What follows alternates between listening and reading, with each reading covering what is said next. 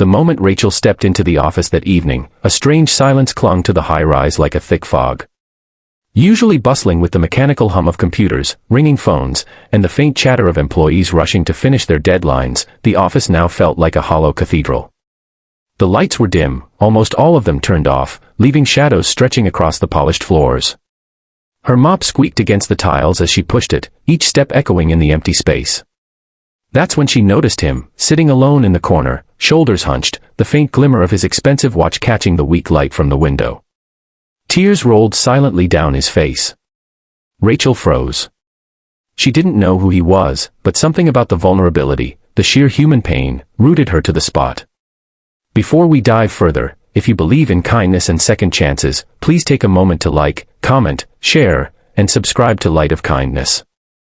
Let's remind the world that even in the darkest places, empathy can shine through.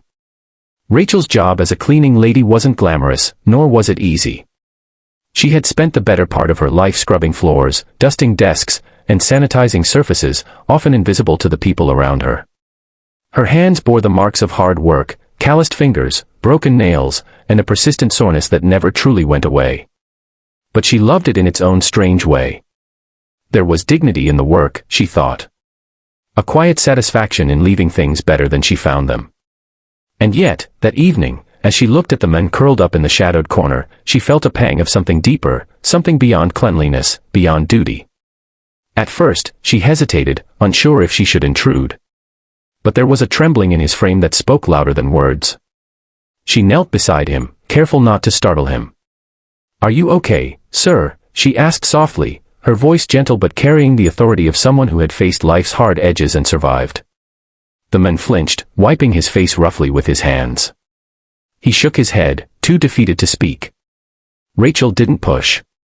Instead, she sat down cross-legged on the floor beside him, letting the silence fill the room around them. In that silence, she could hear the faint hiss of the city outside, the distant horn of a taxi, the murmur of life continuing obliviously, while inside, two strangers shared a moment of unspoken human connection. Her name was Rachel Summers, and she had been working at Titan Tech Corporation for almost 5 years. She had seen all kinds of employees, some kind, some arrogant, and some who treated cleaning staff as if they were ghosts. But she had never encountered anyone quite like the man in the dark. He didn't seem like the typical high-powered executive she had glimpsed on the floors above. This man seemed small, fragile, utterly human in a way that made her chest ache. "Do you want some water?" she asked, reaching into her cleaning cart and pulling out a small bottle. He hesitated, then accepted it, his hands shaking. As he drank, Rachel noticed the designer suit that clung awkwardly to his body, the watch and cufflinks that screamed wealth. Yet in that moment, none of it mattered. He was just a man, alone, and heartbroken. "What happened?" she asked cautiously, not wanting to pry too much. He gave a bitter laugh, one that sounded hollow even to him.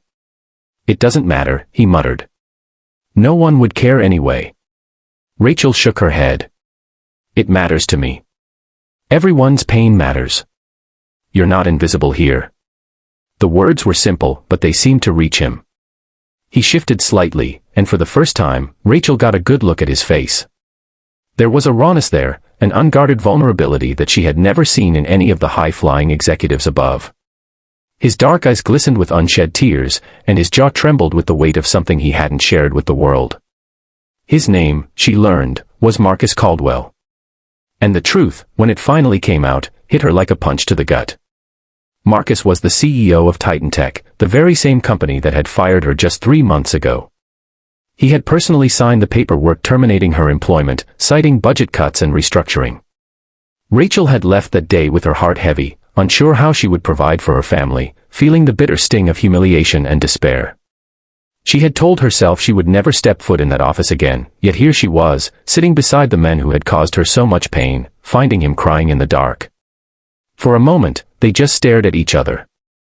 Words seemed inadequate.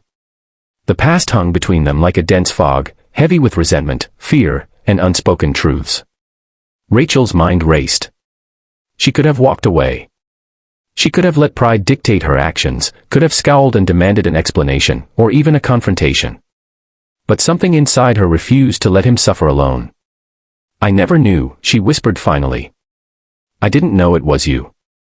Marcus looked up at her, his eyes wide and vulnerable. I didn't mean to hurt you, he said, his voice trembling. I had to make a decision. I didn't know how else to keep the company afloat. I didn't want to lose everything, my team, my investors, even my sanity. I thought I was doing the right thing, but his voice broke. Rachel placed a hand gently on his arm. Sometimes we make decisions we regret, sir. Sometimes life forces us to make choices that don't feel right, no matter who we are. But crying in the dark like this, that's something no one should have to do alone. The hours slipped by. Rachel didn't rush him. She didn't lecture him.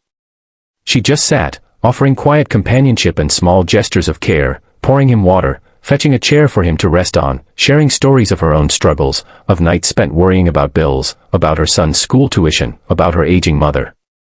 She spoke honestly, without pretension, and slowly, Marcus began to feel something he hadn't in years, human connection without judgment, without the cold, calculating pressures of the corporate world. As the night deepened, Marcus began to talk. He spoke about the weight of being a CEO, about the loneliness of success, about the constant fear of failure that gnawed at him day and night. Rachel listened, nodding, offering soft words of understanding.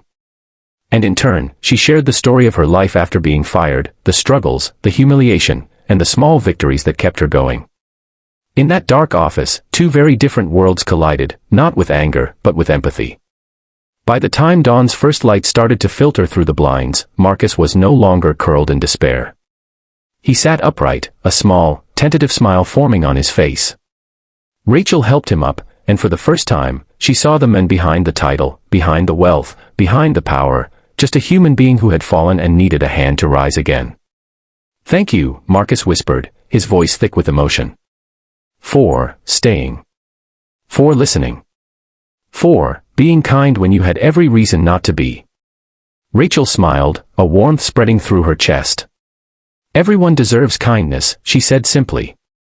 "Even CEOs who make mistakes." Weeks passed, and life at Titan Tech began to change. Marcus, inspired by Rachel's unwavering compassion, initiated new programs to support employees, particularly those in roles that often went unnoticed. He worked to mend relationships he had damaged, to acknowledge the humanity in everyone around him. And one day, he called Rachel back to the office, not as a cleaning lady, but as a consultant for employee welfare, ensuring that no one ever felt invisible again. Rachel accepted, not out of bitterness or obligation, but because she saw an opportunity to make a difference, to bring dignity and care to the people who worked alongside her. And in Marcus, she saw men transformed, not just by wealth or power, but by humility, empathy, and the simple, profound courage it took to cry in the dark and ask for help. In the end, it wasn't about forgiveness or revenge. It wasn't about titles or money. It was about human connection, the unexpected bonds that form when someone dares to care. And in that moment, Rachel and Marcus both realized that even the deepest wounds could be healed by the simplest acts of kindness. If this story touched your heart, please engage with it, like, comment, and share this video with someone who might need a reminder that compassion can change lives. Let's honor those moments where small acts of humanity can rewrite destinies. And just before we close, take a moment to reflect on your own life. Think of someone you could reach out to today, someone who might be silently crying in their own dark corner. Sometimes, being the light in someone else's darkness is the most powerful thing we can ever do.